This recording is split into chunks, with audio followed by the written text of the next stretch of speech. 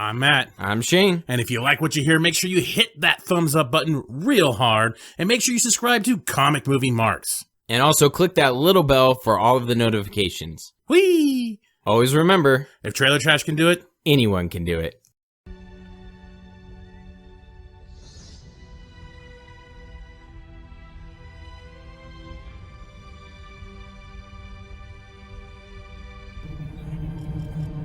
When you see the movie, it's very much loyal to the canon. Really, I was strict with the canon. The studio, of course, is a little less.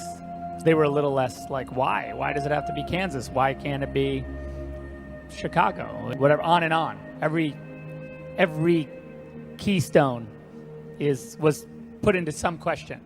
And for me, it was like, no, that's the Bible, that's the rules, right? That's how, if we're going to do Superman, these are the rules. So you have to, we can fuck around a little bit with the costume and stuff, but you got to be careful. Still got to be Superman, right?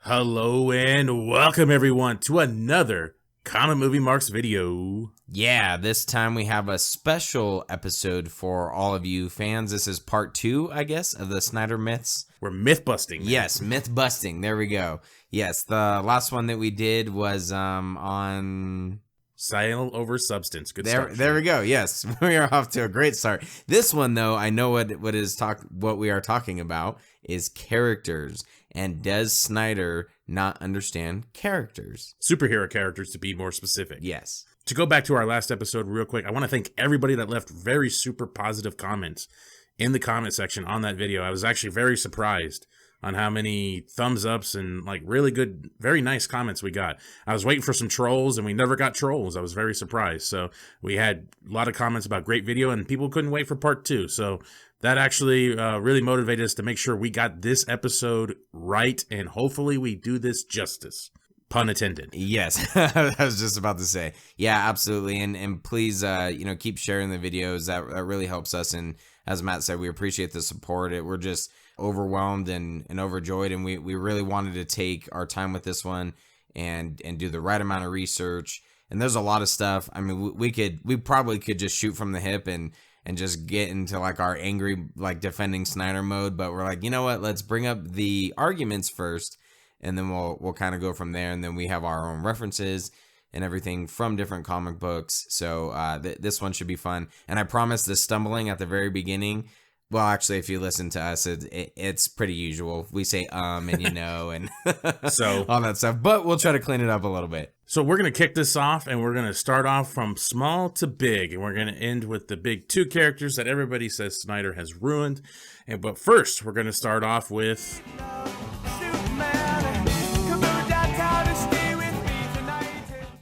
Jimmy Olsen, photographer. That's gotta hurt.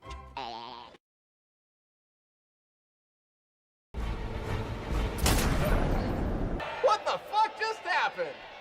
So Jimmy Olsen. People have been saying Snyder ruined Superman's best friend, Jimmy Olsen. So right out the gate, I don't have a whole lot of reference points as far as Jimmy Olsen not being Superman's best friend in the comics, but it blows me away that that's what they hold Jimmy Olsen to such a high standard of.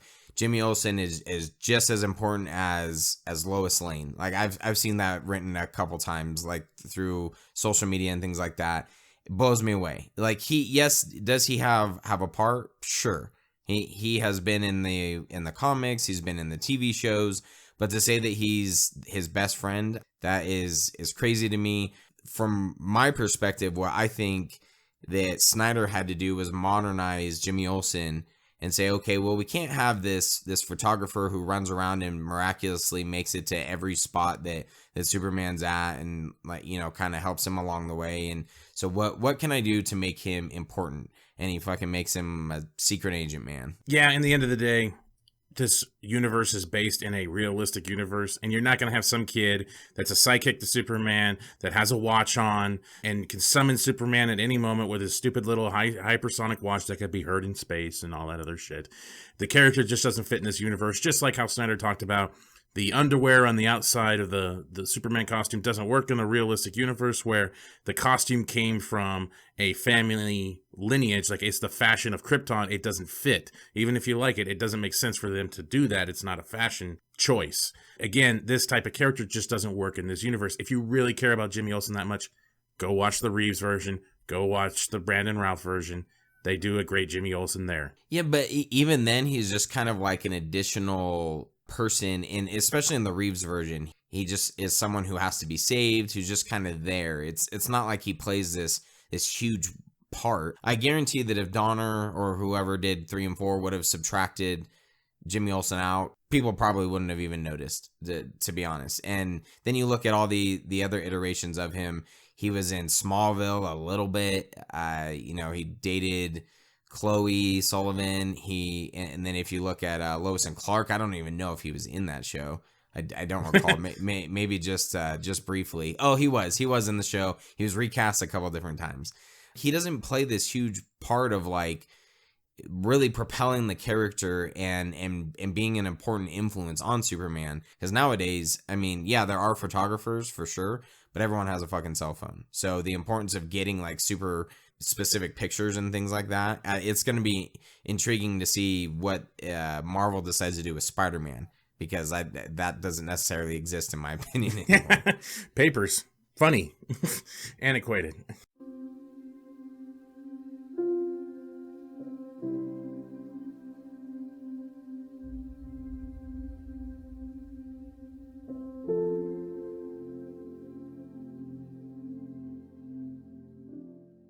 So now we got the Kents, and to point something out, we're actually kind of basing some of these questions off of a CBR.com article that came out February of this year, and the title was 15 Things That Zack Snyder Doesn't Get About Superman. So we are basing some of this stuff off of this article. There is some disagreements that we've heard from major trolls and everything else throughout the social media atmosphere, but this is some of the notions that we're getting are from this article, and one of them was, the Kents are not malicious. Wow. I never thought the Kents were malicious in any manner, but according to CBR.com, Snyder has made them malicious. I don't know if they don't understand what that word means, or they're just trying to be super hyperbolic about the situation. Not quite sure. Probably a little bit of both, I would think. But yeah, to use the word malicious, I'm like, come on, pull out a dictionary or fucking Google the word. if we're talking about nowadays, it's just to say that they are malicious. I get the character change. There is a slight character change, but I think there are some good reference points. Again, the world is based off of realism. It's based in reality, our reality in some sense, and I feel like this is a very realistic approach to a situation where if you literally had, as they put in the article, an impressionable demigod son, for the most part, that's how they describe it, a kid with unlimited power, what would you do? What would you do? And I love how they're calling giving your son a choice on what he wants to be in this world malicious. It's about choice, motherfuckers, and that's what we've said since the beginning. Martha and Jonathan are giving their son a choice. They don't know the answer.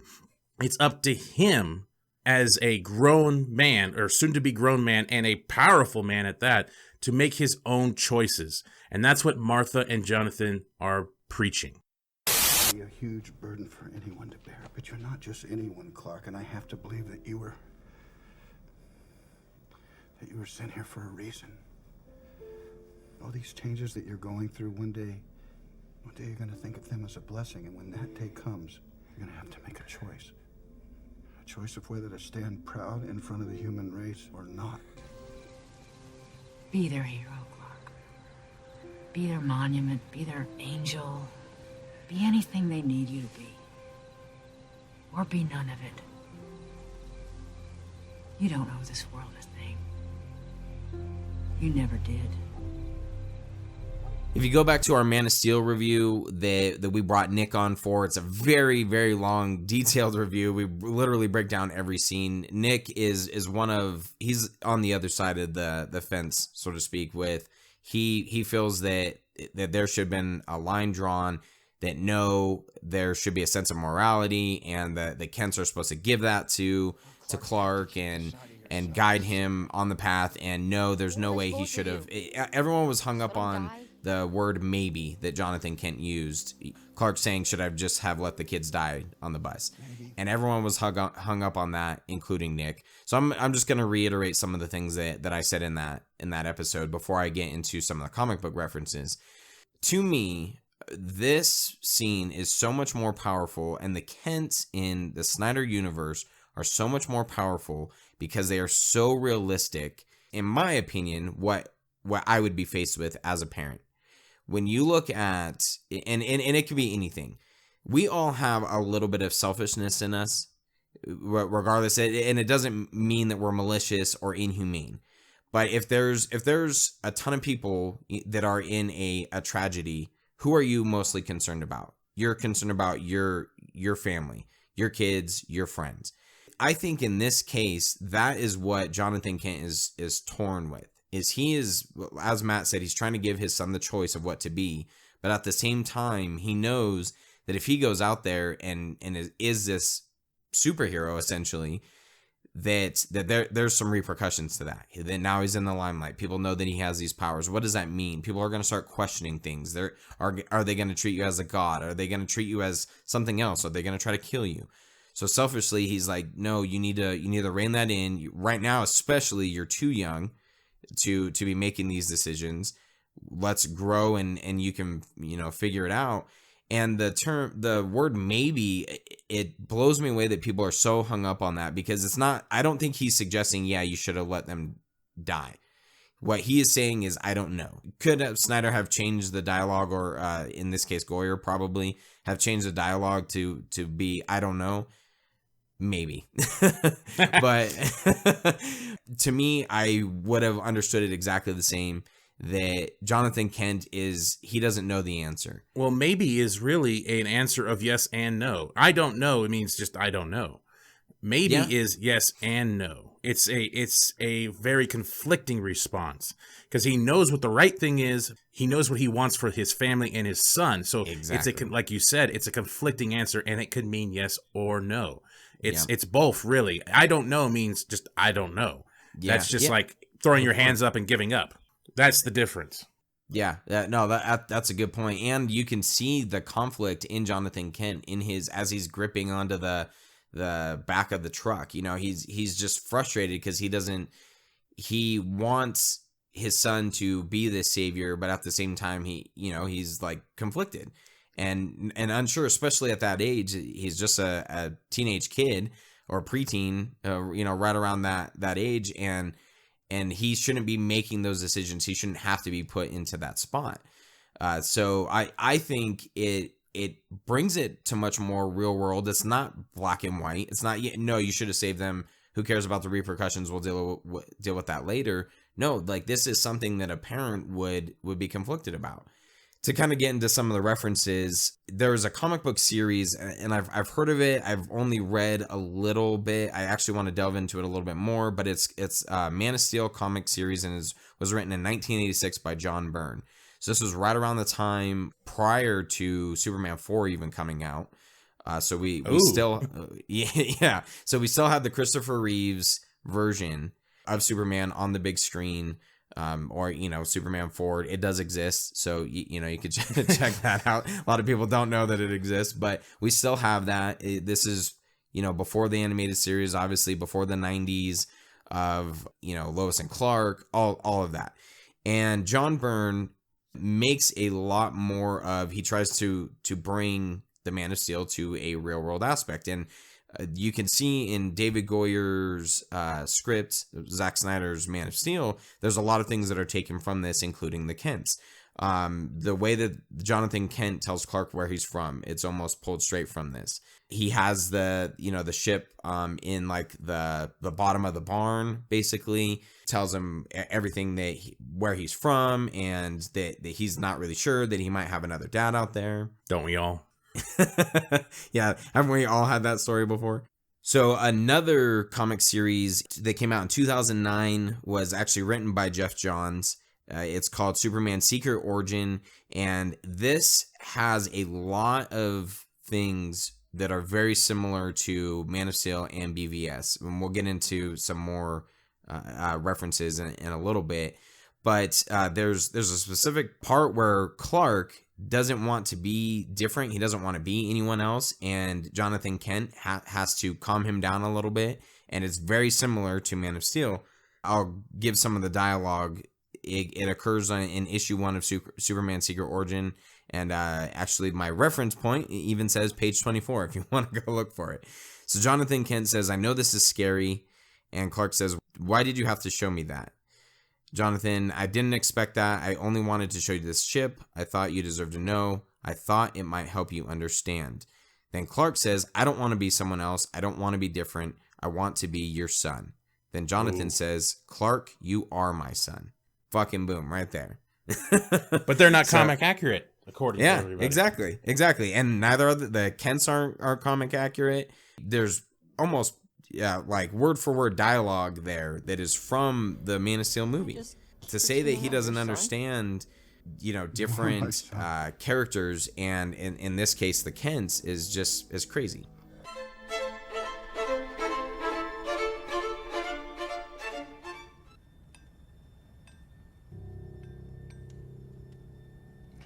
The red capes are coming.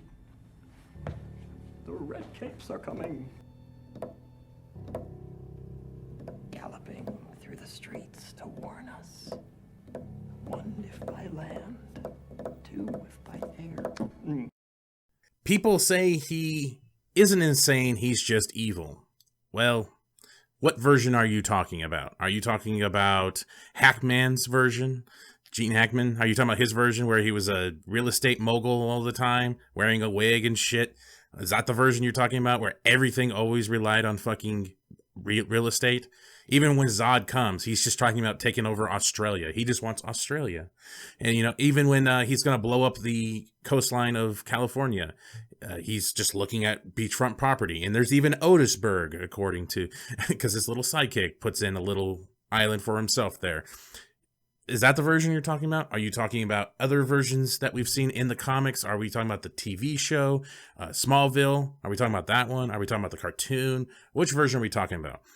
There's several different versions of Lex Luthor, and when it comes to Lex Luthor Jr., there's even weirder versions of him. Exactly, and I think that is the key, is that this is Lex Luthor Jr.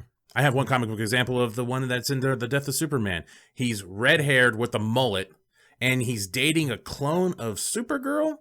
I believe it's a clone. It's either a clone or a shape-shifting alien of Supergirl. I can't remember exactly.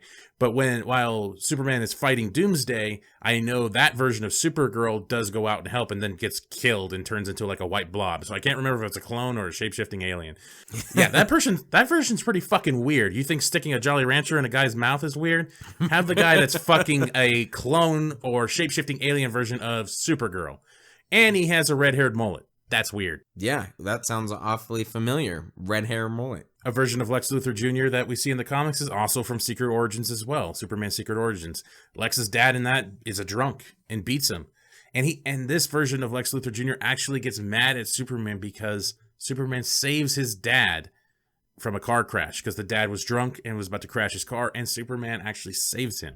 There is some hell of daddy issues in this. I guess that's what people reference this Lex Luthor Jr. from Batman vs. Superman as a Lex with daddy issues. And there is comic iterations of this version. Were people expecting a Bryan Cranston version of a bald Lex Luthor just being stoic and evil? You're goddamn right. Maybe. Maybe that's what people expect and wanted to see. Because like we heard all before BVS that Bryan Cranston was going to play Lex Luthor. I remember all the cool fan edits of the green glow from the kryptonite coming up his face and everything. So again, it's these expectations. People come in and that's what they wanted, and they're not necessarily understanding the comic accuracy or the comic version that's being used in this. They think of either the old Reeves version, maybe the cartoon, the Superman animated show, or the Justice League animated show, or maybe Smallville.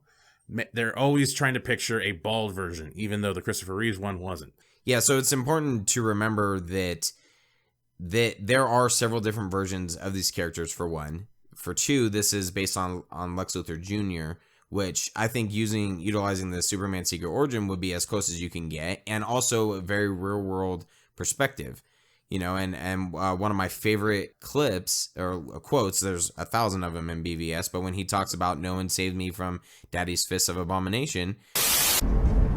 See, what we call God depends upon our tribe, Clark Joe. Because God is tribal. God takes sides.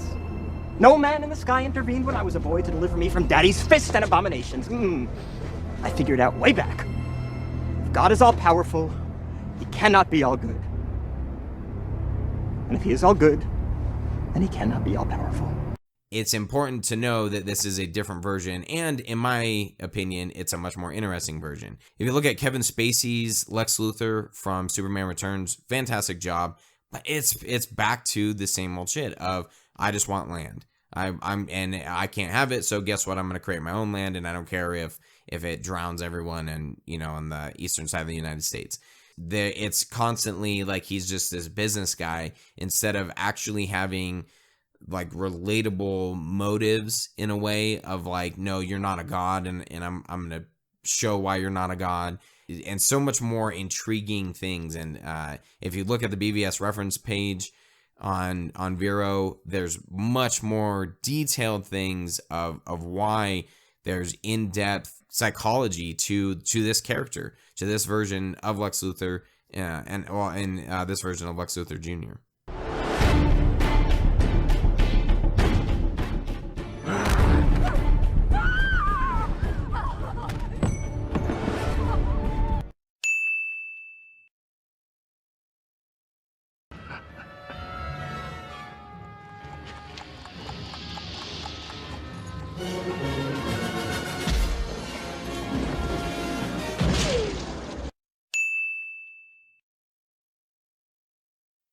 I think that video pretty much sums it up. Batman does kill. Depends on which versions you actually look at, but on this version, he definitely kills. And even someone like Kevin Smith asks,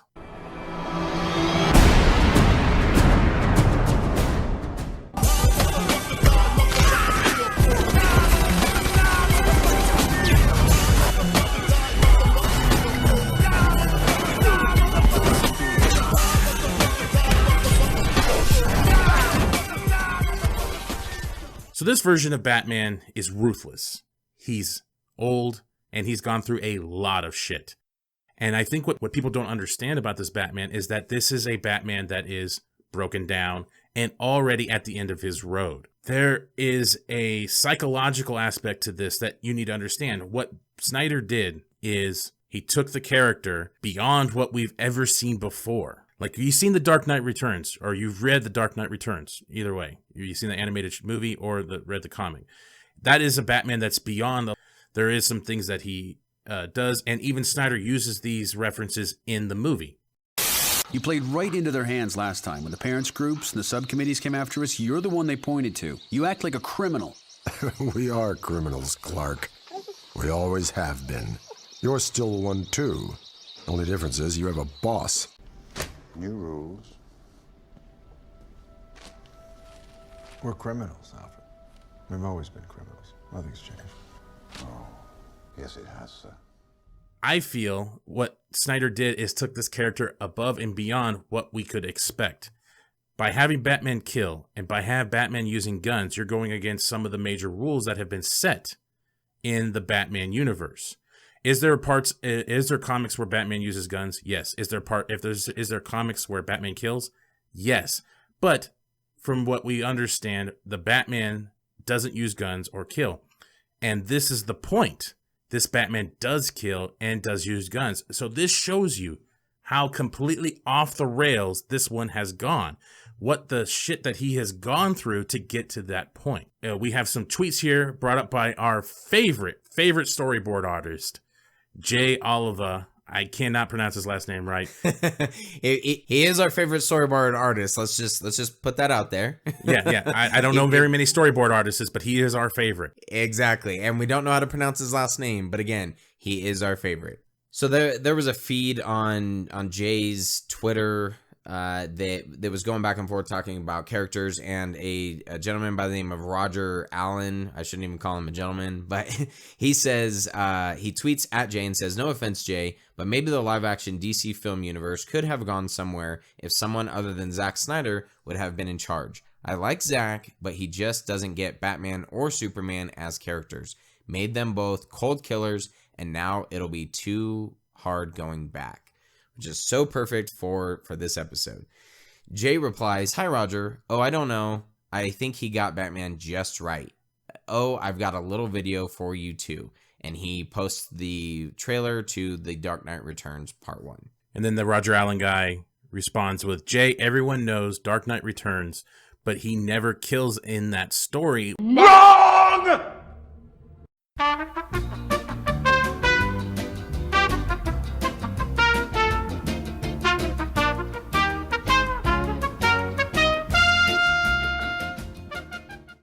Snyder, who made him a killer in BVS, claimed he did so because in DKR he killed all the time, which he didn't. So Snyder didn't even get his favorite Bat story from which he took everything right. So then Jay replies again, "Hi, Roger. 1. BVS's Batman isn't exactly the same as Miller's Batman. It's just inspired by it. No one said that this was a continuation of DKR.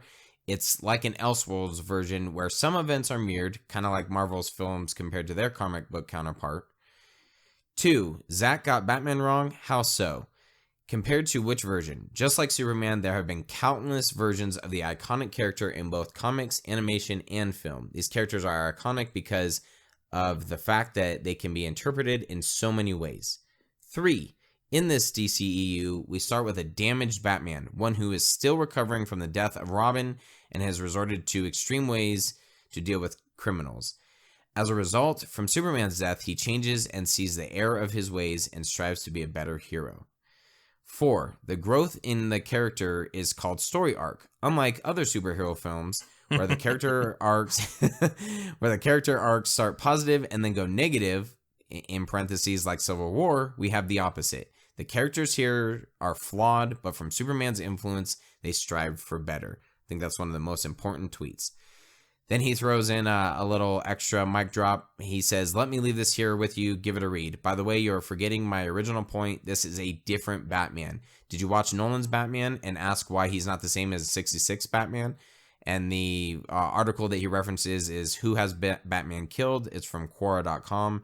And this Roger Allen guy decides now to talk down to Jay and says, "I'll make it as simple as possible.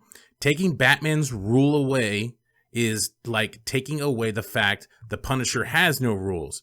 It takes the essence of the character away." And then Jay, I'm just going to call him Jay because I don't want to ruin his last name. "Jay, by the way, Roger, you don't need to inform me of Batman's rule.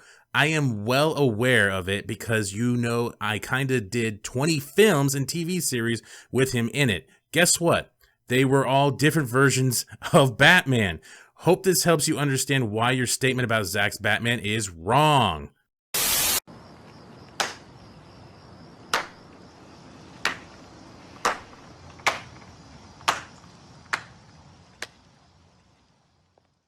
So if all of his other information wasn't enough and linking the article, oh, by the way, I did 20 films / TV series with him in it.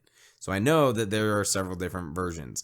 And the funny part too is a lot of people will say with Batman that his killing is in the comics is like in the golden age and not in the modern age of comics. But there are several versions. There's one Batman who he locks a villain underground and he starves him, which is from Batman 420 that was released in 1988. So it's like that's pretty modern. And yet he's doing okay. Is he fucking gunning people down? In most of them, not so much. but he's still leaving people for dead.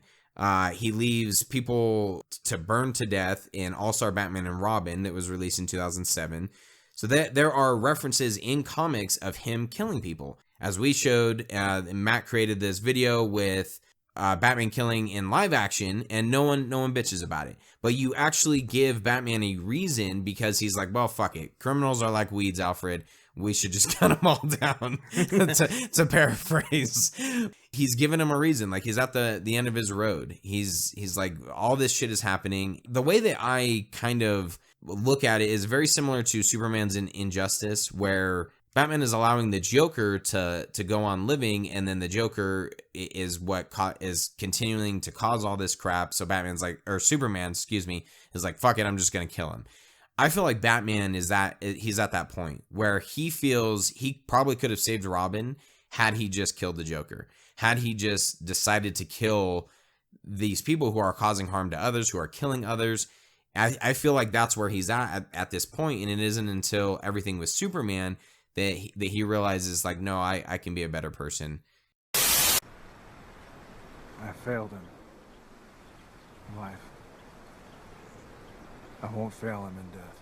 You know, and then he goes back, and one of my favorite tweets in this string was that this is a different type of story arc. These people are flawed. They're beaten down. Even Superman, to a large extent, he's unsure of himself, and he has to come to the light. Again, like I was saying, I think the point of actually having Batman kill and use guns in this version is to point out and use a very obvious, in my opinion, but a very obvious approach of showing how disconnected this Batman is from previous Batmans. This shows how far he has gone, how much shit he has gone through. He has a Robin costume shrined in the Batcave. All the talk about how many good people are left. 20 years, how many good people are left? 20 years in Gotham, Alfred. We've seen what promises are worth. How many good guys are left? How many stayed that way? And he talks about how his family, he's older than his dad ever was, and what did they accomplish, and so forth and so forth. This shows that this Batman has mentally broken down, and he has no rules. He's lost his way. And this is what Jay was talking about. That's what Hope by Superman inspires him to come back and say men are still good. And this is what the point of the story arc is, what Jay says. They start out broken down, beat up, and hopefully by the end of this arc, they become inspiring and hopeful and back to what we know them as in these series. Oh, good! So this one is really funny. I have seen a lot of trolls and a lot of people use this as an argument about how Snyder doesn't get Batman. This was a obscure quote pulled out in 2009 during a Watchmen Q&A by Snyder. So to give this full context, because a lot of the times these articles don't give full context, they just pull out the one excerpt that they want. The question was asked, well, one new point of difference, it makes it more grim, gritty like Hancock or The Dark Knight, which seems to also work as a Watchman's favor. Basically talking about how dark superhero movies have becoming. Does this give Watchmen a bigger foothold in the cinematic world? Do well, because people are now embracing darker, so quote unquote, darker movies. Everyone said, and this is Snyder's response, everyone says that about Christopher Nolan's Batman Begins, Batman's dark. I'm like, okay, no, Batman's cool. He gets to go to a Tibetan monastery and be trained by ninjas, okay? I want to do that, but he doesn't. Like, get raped in prison? That could happen in my movie. If you want to talk about dark, that's how that would go. What he's talking about is Batman Begins is really, to him, not that dark. And the reason why a lot of people believe Batman Begins is because this is what we got before. You are not sending me to the cool. What killed the dinosaurs? The Ice Age! All right, everyone. Chill. Cool party. 7 million. Never leave the cave without it. That's the last Batman before we got Batman Begins. So of course Batman Begins is going to be fucking dark compared to that. Of course it's going to be dark. And I just think he's being hyperbolic here. He's like, you want a dark Batman story? How about Batman being raped in prison? That's really dark. That's rated R Batman. That's really fucked up shit. And I just think he has a dark sense of humor. If you just think that's a flawed system and you're somehow offended by the fact that he would say Batman needs to be raped or something to make it a truly dark film, I just think it's his version of dark humor. Snyder's not known for his humor. I don't watch Snyder films for his quippiness. So yes, exactly. So maybe this is a little bit lost in translation, but to say that he doesn't understand the character because he possibly wanted to get Batman raped in prison, that's just being naive, and that's just taking things out of context to form an argument that's not really there. Oh, that would never happen. I've lost a lot of things, and one of them has been my smile. All right, so now we're going to get into Superman complaints, I guess. These range from ridiculous to even more ridiculous, but some, I guess, can have some validity to them. But again, we are referencing the CBR.com article for some of these. This one, he doesn't smile. Really? That's just a lie. That's just a lie. There's several versions, several points where he smiles. Yes, it's just exactly. that the fact that he's not winking at the camera and flying into space and doing it, or killing someone while he does it. Exactly. Yeah. Then he doesn't smile at all.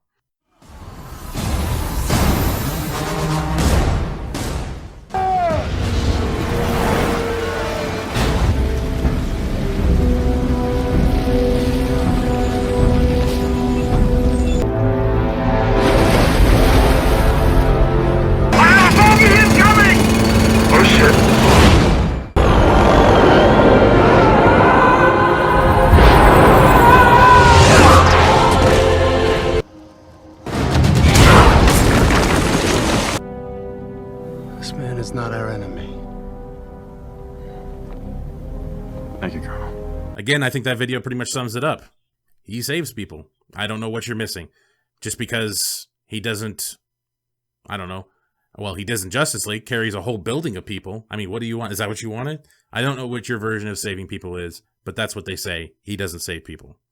You know what's funny about that specific moment, and obviously Justice League is a complete shit show, but that I've seen people bitch about that they're like, oh, of course, now he has to make it so obvious to where Superman has to leave a battle to go save people because I bitched about that. Was done yeah, you did as well? Yeah.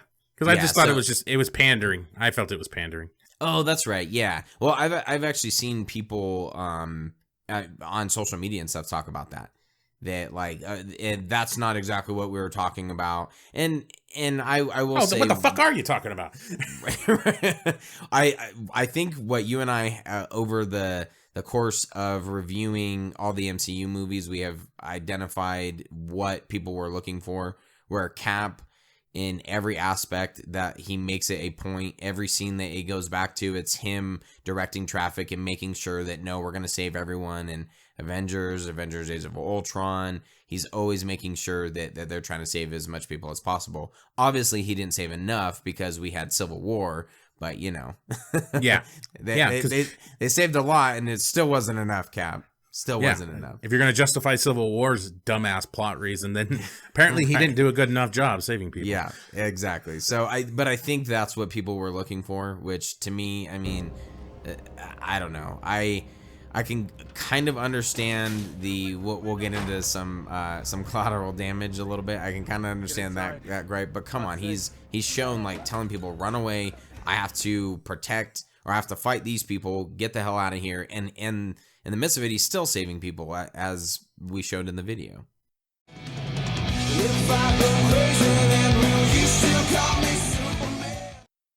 So apparently now, the big boy in blue is selfish in the Man of Steel and BVS series, which I always thought was interesting. I was actually watching Man of Steel on FX or FXX or FX Movies, one of those two, and there's a specific part where Lois is talking to him. That thing is making Earth more like Krypton. Won't you be weaker around it? Maybe. I'm not about to let that stop me from trying.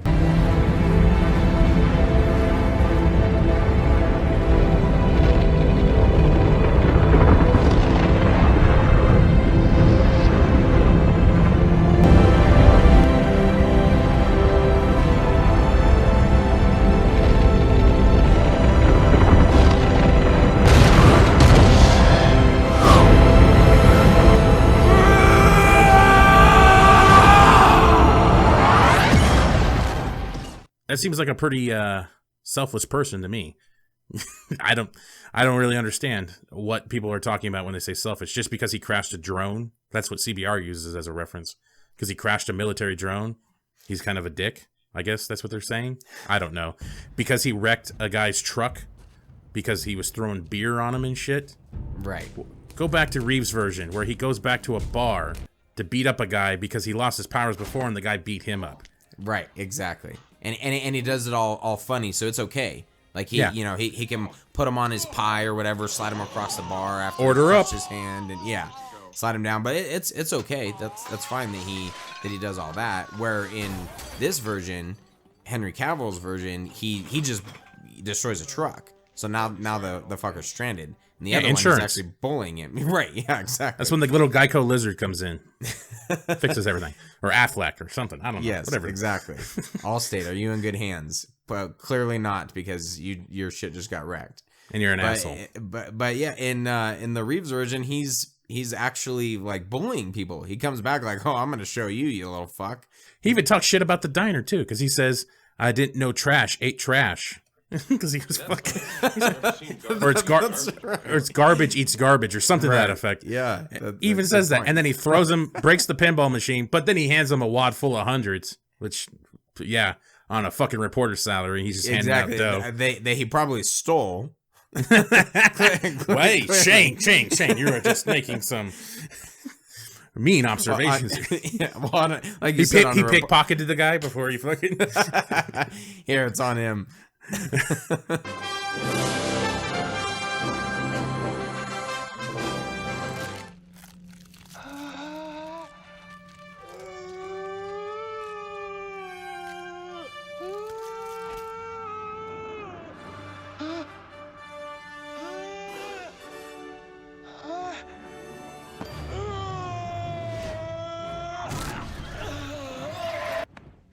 You're a real pain in the neck.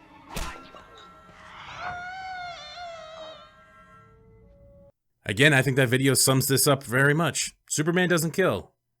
Really? Superman 2 he does. Several versions he does. This just becomes what point in the comic references do you want to pick and choose? I will give people this. There is, and obviously in some of the iterations of comics, there is versions where he doesn't kill, and he specifically points things out. In Thy Kingdom Come, he's telling Batman, the deliberate taking of human, even superhuman life goes against every belief I have, and that you have. That's the one thing we've always had in common. It's what made us what we are.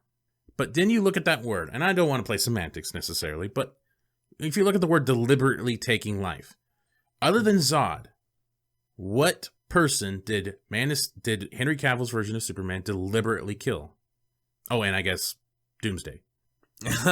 So Zod twice. Exactly. Yes, he's going through buildings. Yes, he's crashing and knocking things down. Is that deliberately killing people? He tries to go to space. He tries to take it out of the city. Yeah. He's not deliberately fighting him and deliberately trying to kill people. Yeah, does he hop over a fuel truck kind of like an asshole? That one's a little sketchy. Yeah, that's when we were going to talk about the collateral damage, that's my thought exactly, where I'm like, well, yeah, okay, that probably could have been avoided. You could have slowed it down a little. Yeah, it totally reminds me of Hancock. Why didn't you just fly up? Why didn't you just fly up? Well, he flew up. Yeah, exactly. To avoid the fucking truck. So big ass explosion.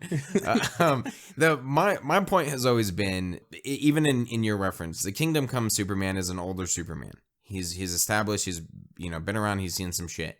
And the Superman that we have, he is fresh Superman. He's got the suit. Yeah. Exactly. It was just freshly pressed and made it for him right there in the ship. Yep, exactly. All those little robots, ironing everything out, sewing it up. He's young. He's still, the whole point of Man of Steel is he's figuring himself out. Like every aspect, he's figuring out, like, where do I belong in this world? What am I supposed to do? And even to the point where he's kind of like, it would be awesome to have my people, and he goes and talks to the priest. It'd be awesome to have my people, but Zod doesn't want to share this world. So, you know, he's always having these conflicts, and in this case, Zod flat out says, either you die or I do. Like, that's the only way that this ends. Otherwise, I'm just gonna keep fucking going. Right. He had no other choice, and it's not like he laughed about it. It's not like there was a quip like when a planet blows up just to set up for a joke. The damage is not too bad. As long as the foundations are still strong, we can rebuild this place. It will become a haven for all peoples and aliens of the universe. Nah, those foundations are gone. Sorry. He's torn. He's, screaming and like, fuck, why did you make me do that? And, and I think that was important to establish that, so that the future, what I'm assuming the next 4 movies were supposed to be, is showing no, I can't, I'm not going back to that. I'm not going to do that again. But, right. Alas, we did not get that. Hi, my name is Danielle. My question's for Zach. I want to know why you have the Man of Steel Superman killing General Zod, even though he's known for never killing or never harming anybody beyond what he needs to get them to stop. Well, what's funny about that rule is it exists in the movies, but it doesn't really exist in the comic books. I mean, he's killed Zod a couple times in the comic books. It's not like a... Yeah. Now, did you know the rules? I didn't know the rules. No, so you were just like, oh, that's fun. Of course he kills me. No, I found it surprising. It was something that I didn't really... when we were making the movie, I didn't really clock it. I was like, well, of course he's got to kill me. I'm out of control. But then afterwards, when the movie came out, and people walk up and be like, he killed you. He's not supposed to kill you. I'm like, well, he had to kill me. What was he supposed to do? So that's when I started to realize that there was just some sort of it's in the ether rule about that or something. Yeah.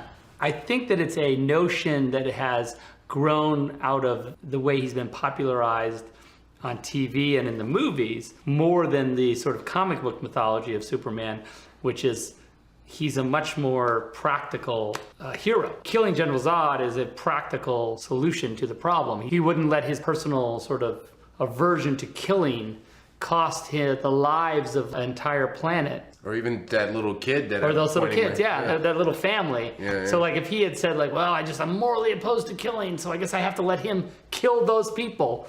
Yeah, those are the dilemmas. And we set that up directly so that there would be no solution other than that solution. Yeah, I mean, for me, it's like you could turn the question back around and say, why is this something that really people seem to take issue with? Because it's like, is it comforting, the idea that Superman wouldn't... I mean, it's not like something that doesn't exist in the real world. No, and it's a real world problem. And by the way, I think the effect on Superman, it is deeply difficult decision for him to make. He's not a thing that he takes lightly, and you can see it affects him pretty profoundly. Right.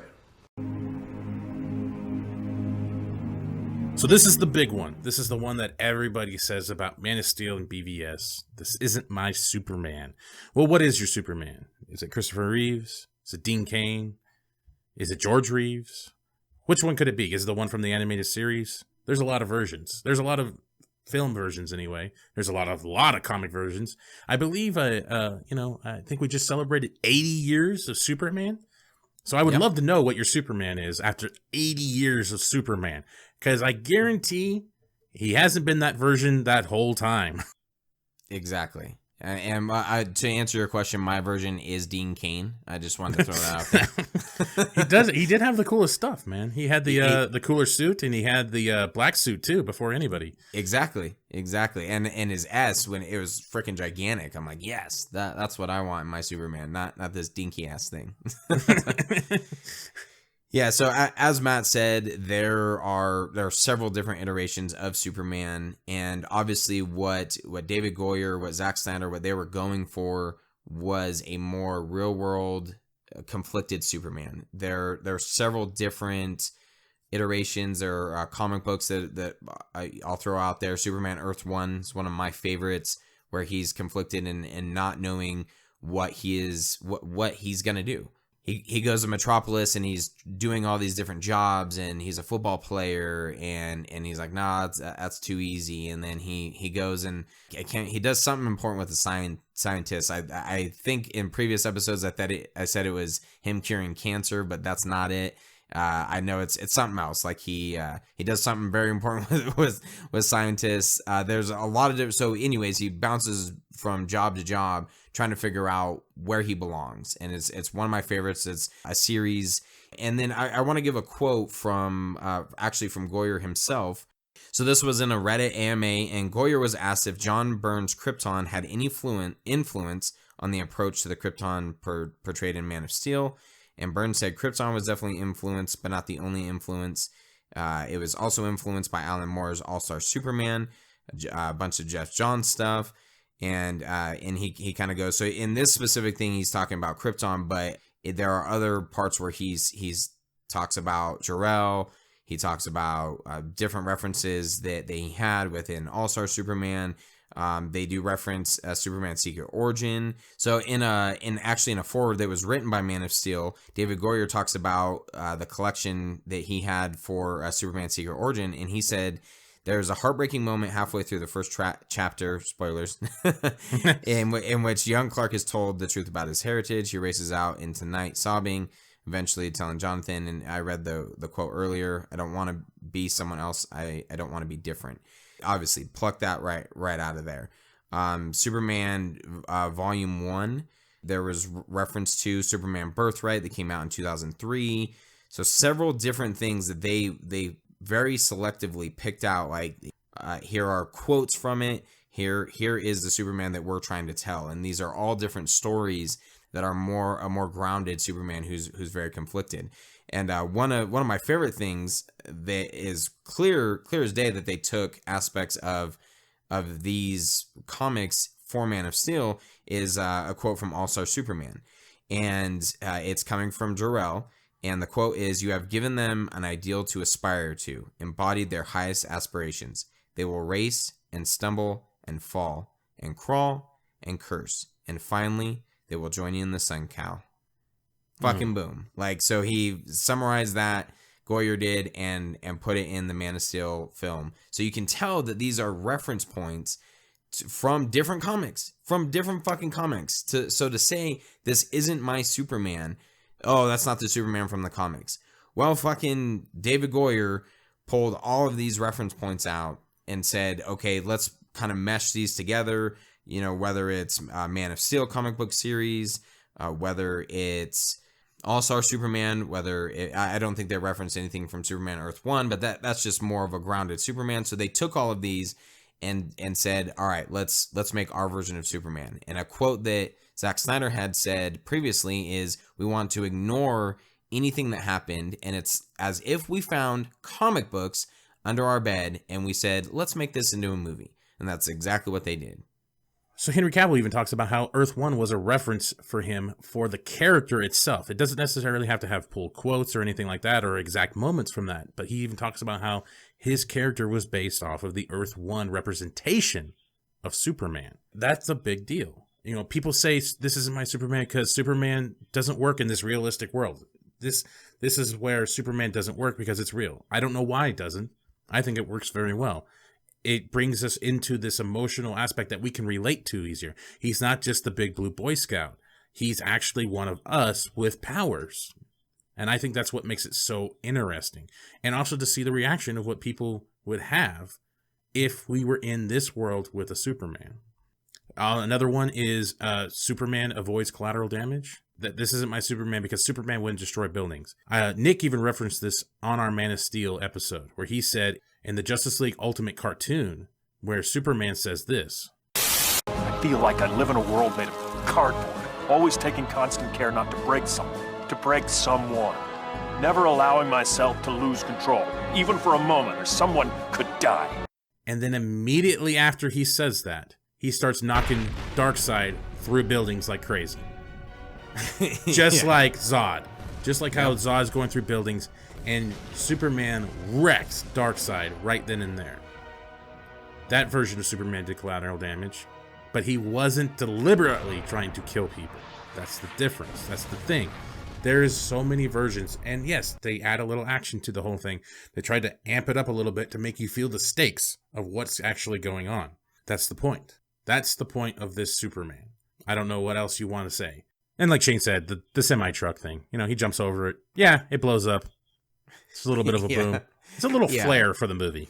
Yeah, exactly. And putting him through a 7-Eleven and then through an IHOP and, you know, fighting through all that stuff. No, he doesn't fully avoid it, but he does, as Matt said, he's trying to, with the Zod fight, he is trying to get him into space. He's trying to get out of there. Flares it up a little bit, but there are several other instances, as we pointed out, where he's not avoiding collateral damage. And in fact, he's putting Darkseid right through the buildings. Some people say he should be silly. Again, I go back to that Earth 1 reference. A lot of different versions. Again, 80 years of Superman. I'm guaranteed that he wasn't silly in all 80 years. So there is multiple versions. Just because you hold on to one version doesn't necessarily mean that that's the only version. So to say this isn't my Superman, it's just a fallacy. It's misunderstanding what Superman really is. And the fact is that he's a comic book character that has several different iterations and several different versions. And you don't have to like this version. That's fine. If you say, you know what, that type of Superman, I like the Reeves version, I'm going to go sit down and go watch Superman 1 and 2. Go ahead. That's all power to you. Go watch it. I think they just released a Superman 1 Blu-ray, the director's cut, added a couple extra minutes to the movie. Go watch that. Go buy that. That you are more than welcome to go and do that. But to sit there and say, this isn't my Superman, and try to say this isn't Superman in any way, and that this director got this wrong, is just incorrect. And as you saw in our intro, Snyder flat out says that the studio was the one that was questioning a lot of these things. Why does he have to be from Smallville? Why does he have to be from Kansas? And Snyder said, no, this is the Bible. Yeah, we can change things up here and there. You know, we can take the underwear off his suit. Yeah, fuck with the costume, as he put it. Right. Yeah, exactly. There are core elements of Superman that we have to keep in there. And that's exactly what he did. And as Matt said, there are so many different iterations of Superman. So to say that no, he messed it up, this isn't an iteration of Superman. I have some weird ass comics in my collection of Superman ones that I thought the cover looked cool. I got some as gifts where they're just very obscure. They're like space exploration. There's one in particular where he has a ring very similar to Flash, and his suit comes out of the ring, and then boom, he gets into his suit that way instead of ripping open his shirt. Could you imagine if Snyder put that in the movie of him having a ring, and they're like, no, that never happened? Well, no, it fucking did. So to say that, oh, he didn't follow the comics, this isn't comic accurate, this isn't my Superman, is naive and asinine. So we're going to kind of round this off with something that I feel is actually a legitimate criticism of like the Christopher Reeves version that we've seen. And that is that the Man of Steel version, if you really look at it, is actually more comic accurate than the Christopher Reeves version. Yeah, completely agree. So there's some things about the Christopher Reeves Superman that are just completely obscure. Like, for instance, him throwing his shield, the S, and when he traps whatever Zod's henchman guy is, I always forget the name. Non? Oh, wow. See, there you go. That's when you got a real Superman fan on the other end. Because I would have never remembered Non. Oh, there it is. Non. Okay, yeah. When he throws the S at Non and he gets trapped in it, it's like a cellophane S. Like, what the fuck is that? I absolutely love the Family Guy reference. Prepare to be destroyed, Superman. What was that? Yeah, take that, you jerk. That was a minor inconvenience. Yeah, well, that's the idea. Slowed you down. I'll say. Ow. Didn't see that coming, did you? No. Yeah, well, take that. It's so fucking great. They're just playing off of the fact that, like, what was that supposed to do? Well, in movie world, it's supposed to trap him. Paper beats rock? I don't know. Cellophane beats Non. All right. I guess. Another one is Christopher Reeves Superman. He rebuilds the Great Wall of China with telekinesis vision. Yeah. Which is probably one of the greatest things from Superman 4. Oh, yeah. Amongst the greatness that is Superman 4, that is definitely a high spot for sure. the Superman super kiss where he erases Lois's memory. Now in the comics, there actually is a version where he does kiss her, but it almost knocks her on her ass. It almost knocks her out. So he does have like a super kiss in some sense, but not one that erases memory, which to me is one of the biggest cop-outs I think I've ever... Well, actually, let's get to the biggest cop-out. Reversing time. Yes. Holy shit. Talk about not wanting to commit to your goddamn story. That has been one of the biggest debates that I've seen, is that some people say that he didn't reverse, he didn't spin the world backwards. That was just symbolic for him turning back time and going back, which I get it. I guess it was their way of kind of portraying the fact that he went back in time and just kind of fixed the whole thing because he's that fast. But I agree. Either way, it's kind of weird because, okay, it's a big cop out. Couldn't he do that in every instance of just, oh, well, let me just go back in time and let's try this again? Or is he actually just turning back the world and that's what's putting everything back together?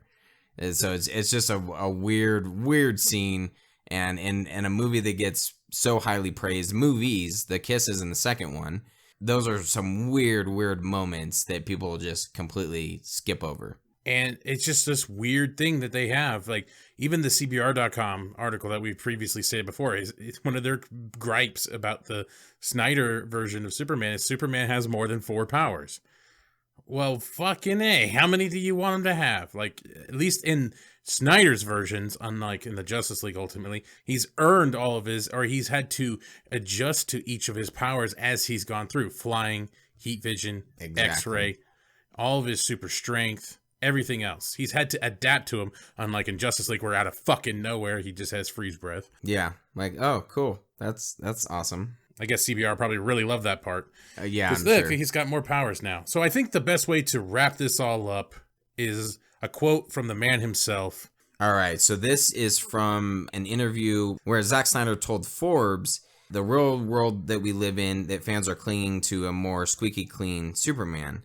And his quote is, "The thing I was surprised about in response to Superman was how everyone clings to the Christopher Reeve version of Superman. How tightly they cling to those ideas. Not really the comic book version, but more the movie version. If you really analyze the comic book version of Superman, he's killed. He's done all the things. I guess the rules that people associate with Superman in the movie world are not the rules that really apply to him in the comic book world, because those rules are different. He's done all the things and more that we've shown him doing, right?" Exactly. The man couldn't have said it better himself, I think. So then Snyder continues, "It's just funny to see people really taking it personally, because I made Superman real. You know, I made him feel or made consequences in the world.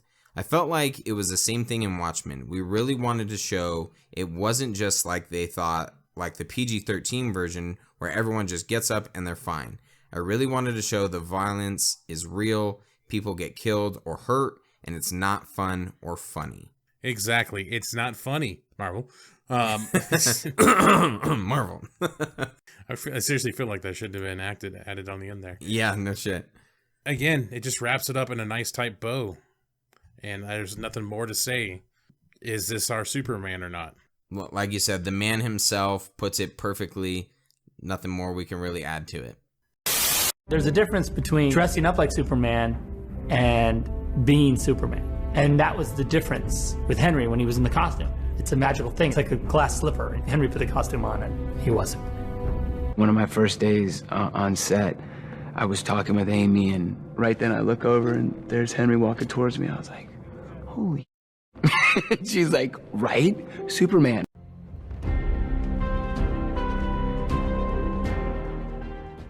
They will race behind you. They will stumble. They will fall. But in time, they will join you in the sun, Kal. In time, you will help them accomplish wonders. This is the thing right here that I think ultimately answers the question or the issue that a lot of people have with these characters and the way Snyder portrayed them. And Deborah Snyder said this after the reaction of Batman vs. Superman. And she said, the main thing we learned on Batman vs. Superman, or v Superman, Batman v Superman, is that people don't like to see their heroes deconstructed. They like seeing them all in their glory.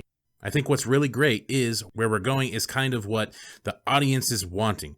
We just had to take the characters from somewhere to bring them up to where they are, and that was our journey. Just like Jay said, the storyboard artist, because I don't want to ruin his last name. There's a story arc here, and they started off with these characters being broken down in the beginning and flawed, and then they are supposed to grow to that point that we all want to see them at. That's the arc. That's the story. And I think that's very telling. People don't want to see their heroes deconstructed. I think they just want them to be there. They just, as they expect them in the comics, and they have a small thing they have to overcome, end of story. They don't want to see this constant arc of a character from its bottom to the top. They want to see top to middle to top. That's it. And I think that's very telling to what happened and what people's reaction is. Yep, exactly. These came from a different starting point of these characters, and people, they bitched about Superman Returns, but then you deconstruct, as Deborah Snyder said, Superman, and kind of give him a reason for all these things, including killing. Why does he exist? Why does he decide to save people? Well, you have to go through a couple movies for that to happen. He has to realize, okay, this is how the world is, and what is my part in it? And unfortunately, people just wanted, in Superman 1, he's a teenager, and then his dad dies, and then he goes to the Fortress of Solitude, and then fast forward, and he's Superman.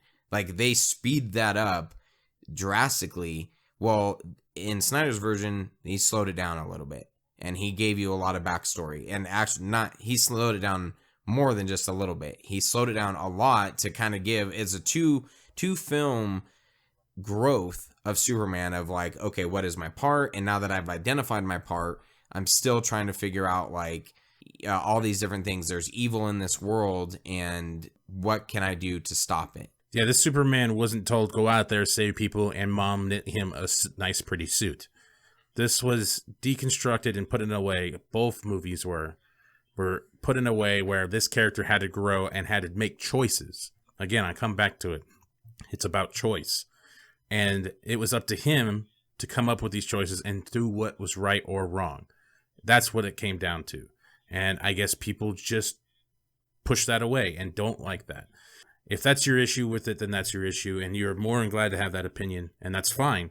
But don't sit there and say that the movie is wrong and that this is done wrong, because that's not true. This is just done in a way that you don't like. And that's where it ends. That's where it ends. And then we can have a conversation from there. But to say that Snyder is Hack Snyder, he doesn't know what he's doing, and that he doesn't understand these characters, as we just went through, is just false. I think it's a misunderstood representation of the characters. And unfortunately, there is a vocal, I don't know if it's minority or majority at this point. It's hard to say. But there is a vocal group out there that push a certain narrative against Snyder, and the media and other trolls and other people just push this type of situation against him, this type of narrative against him, and it kind of just gets passed around. And unfortunately, that's where social media comes in, and people just regurgitate those same points over and over again. And unfortunately, when you regurgitate that much shit over and over again, it becomes true. It becomes what people think. And I rarely hear people actually give legitimate arguments against something that just doesn't feel regurgitated. Like they heard one guy say it on YouTube or in an article, and then they just repeat that back. And they don't know why they're saying it. They just know that this guy said it, and that's why it's wrong. But because this is a character, 75 years of stories have gone on with Superman, you're literally talking about a guy who has been through every single thing you can imagine, and every incarnation you can imagine. Horses, monkeys, dogs, they've thrown the kitchen sink at this guy, that it's fun to be able to distill him down to that, like, what I would consider is just kind of like the best bits of him. So hopefully this enlightens people in some manner. And hopefully this actually comes out well. I hope it's appreciated like the last one is. I have no idea. We will find out in editing if it even is worth a shit. It's a long discussion. A very important one, though, that hopefully, if you come across a dumbass troll, you can send them this way and be like, hey, here's a bunch of references, and here's two guys. They're not very intelligent, but they stumble their way through some great arguments. You just have to get through that shit. Just wipe away a little bit. Get some quilted northern picker-upper or whatever the hell that shit is. And just wipe away it. Hopefully this is cool. I guess that's the best way to. I was going to say inspiring at first, but I doubt anything I've ever said in my life is inspiring to anybody. Same. So hopefully this all turns out well, and we will be doing a part 3, I think. Part 3 is going to be a little bit more tricky. We're going to try to. That's going to take a little bit longer than this one, because we really got to make sure we get our ducks in a row. We're going to talk about the Zack Snyder's Sucker Punch, and is Zack Snyder sexist, I guess, and some of these really weird portrayals of him as a misogynist dickhead. And hopefully that'll be our part 3, and we'll definitely go hopefully into as much detail into that one as we did this one and the previous one before. In case I don't see you, good afternoon, good evening, and good night. Congratulations, you made it to the end of the video. You're one of very few to make it to the end. Yes, thank you very much. Make sure you hit that like button and subscribe to Comic Movie Marks Podcast and hit the notification bell. All these fucking YouTube channels say this shit, so I'm going to say it now. Yes, it's perfect. And if you want to hear our full podcast, you can check out our podcast on iTunes or any other podcast subscription service. Make sure you subscribe. Thanks again.